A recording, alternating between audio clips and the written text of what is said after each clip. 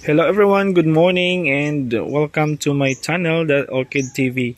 For today's video, I want to share to you again my orchids.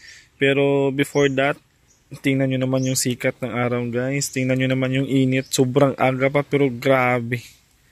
Kahit yung hangin pa lang yung parang nakaitim na. Diba? Parang nasisira yung ating skincare.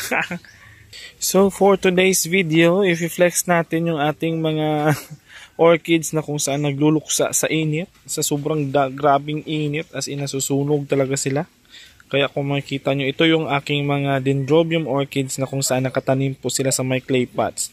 Some of them I changed their medias because dahil nga sa sobrang init, kaya yung iba dinagdagan ko ng mga bunot. Kasi pag puro charcoal, grabe yung init, hindi sila naka-absorb ng kahit konting moisture. Kaya ang ginawa natin is naglagay tayo ng charcoal and then mga konting bunot po or coconut husk sa kanilang mga media para at least po makaka-recover sila kahit sa sobrang init. Kasi summer na ngayon dito sa Philippines, kaya nga tiis-tiis tayo sa ating mga orchids. Pero at least, di ba, grabe yung bulaklak ng ating mga dendrobium discolor. Lapitan natin konti. Ayan. So, sobrang cute. Para siyang straw na parang plastic. Kung makikita mo yung kanyang bulaklak. As in, kulot-kulot. Yan. Kung makikita po natin. Ayan. Clear ba? Ayan. Maganda yung kanyang bulaklak. So, yung details is kakaiba. Ayan. And medyo may kamahalan din ito dito sa amin. Kaya nga, pinipreserve ko talaga yung mga lahi nito kasi nga, ito yung klaseng orchids na kung saan sobrang tagal malahos ng kanyang bulaklak. No? And then yung dito naman is, meron siyang keiki. Ayan. So, hindi pa ito pwede ikat kasi baby pa siya.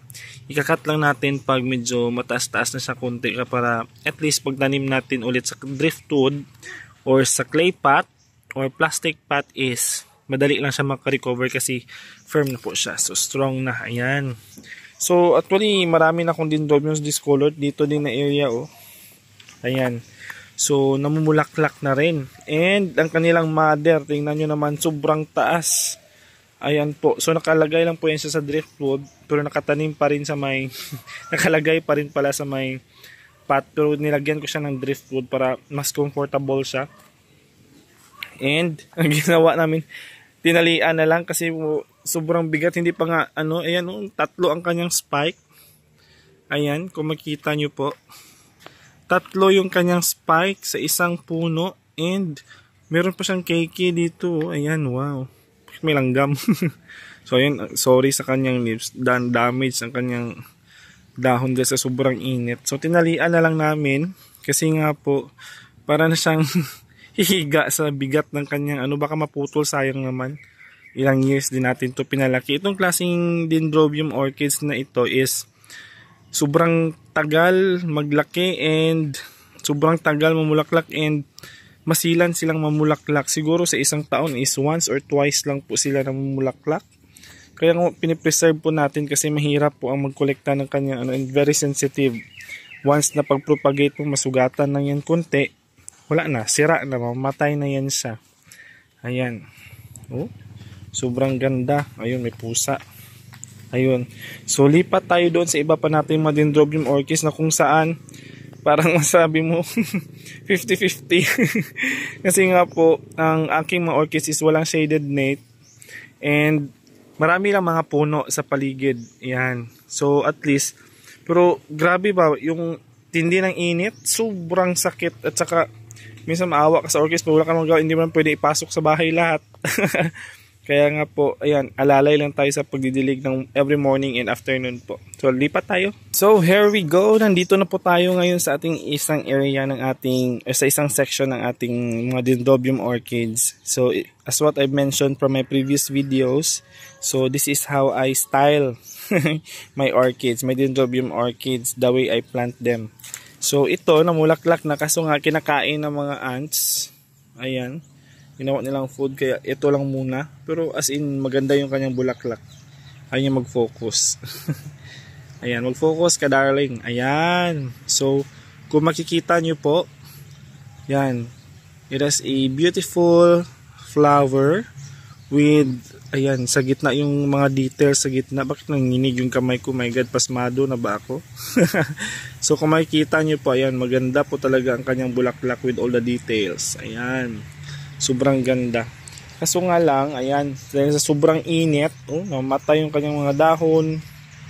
Nawawala na, nakalbo na. So shout out pala sa mga Bisaya friends natin dyan, mayong buntag kaninyong tanan, ug sa ato ang mga Ilonggo nga mga friend, mayad nga aga kanaton nga tanan, ba mayad gid ang aga kay perti kinit-init sa aga pa.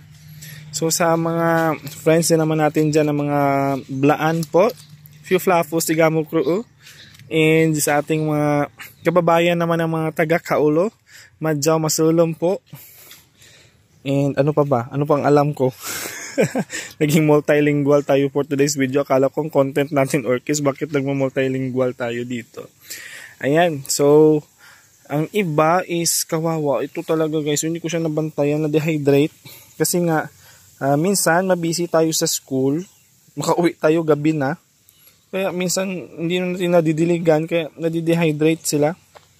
Ayan, so at least buti nag-produce ng panibagong cake. Sana ma-recover natin to. Ayan. May namumulaklak na din, pero ito patapos ng kanyang ganda, patapos na pa-end ng kanyang contract. Ayan, so kung makita nyo maganda din yung kanyang bulaklak. Yan. Sa lahat ng bulaklak namin dito sa paligid, ang nagsusurvive lang talaga is orchids kahit yung tag-init. Kasi nga po ang orchids gusto nila yung init, unlike sa mga plants na iba. Yan, pakita ko sa inyo, ikot tayo dito sa kabila. This is our cottage na kung saan dito kami nag-i-standby pag sobrang init kasi nga po dito mahangin. Kaya kung makita yung ating mga peace lily, ayan, wala na. Sira na kanilang ganda. Nasunog. Kaya ang peace lily po kasi medyo sensitive din siya. Kaya kahit diligan mo yan morning, kasi kanina diniligan po natin yan, mga 4 AM, 5 AM. Pero pag bandang alas 10 ng umaga hanggang alas 11, wala na. Nakabaw na naman silang lahat. So, pero hindi sila basta-basta mamatay, yun lang.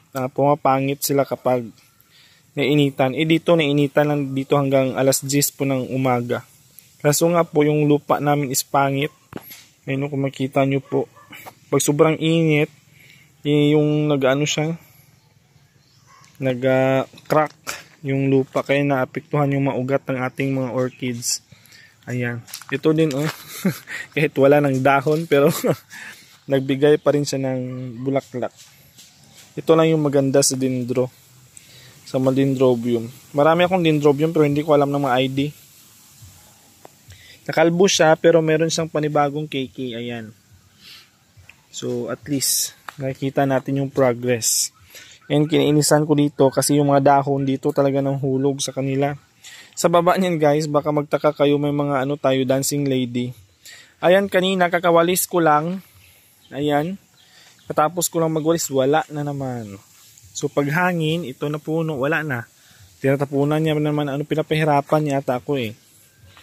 Kasi kakalinis ko lang, tatapon niya naman yung mga dahon niya. Kaya pagod ako tuloy. Pero di bale, sanay naman tayong mapagod. Char.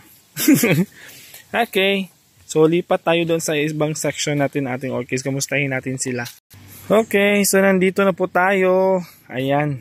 Buti pa itong mga banda natin. Parang, parang wala lang pakialam sa init. Maganda talaga yung mga banda. Ayan. Lalo na kapag may mga bulaklak. So, dito ayan, meron siyang mga bulaklak. Ayan. Ayan. Maganda siyang tingnan. And then dito naman sa kabila yung ating mga dendrobium. Na kung saan hirap na daw sila sa grabing init. Dahil nga daw po sa sobrang init. Kaya ayan nag-yellowish yung kanilang mga dahon. Ayan. Ito naman yung dendrobium discolor natin. Ayan. So marami pa yan dyan. Pero dahil mainit, hindi nakakayanin ng ating sunblock, ng ating skincare.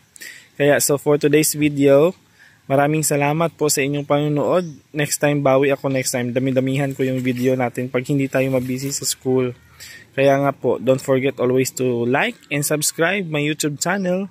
See you again next time. God bless everyone.